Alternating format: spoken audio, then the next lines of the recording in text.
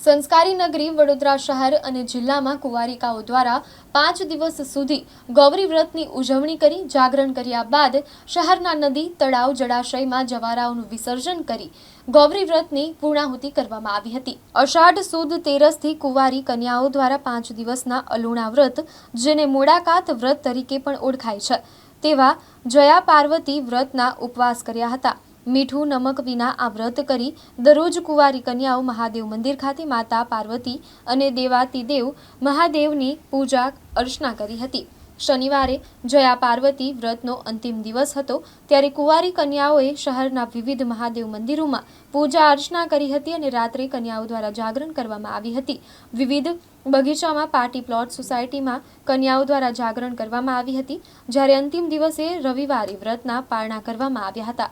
5 દિવસ ગૌરી વ્રતની ઉજવણી કર્યા બાદ છઠ્ઠા દિવસે વડોદરા શહેર જિલ્લાના નદી, તળાવ, જળાશયોમાં જવારાઓનું વિસર્જન કર્યું હતું।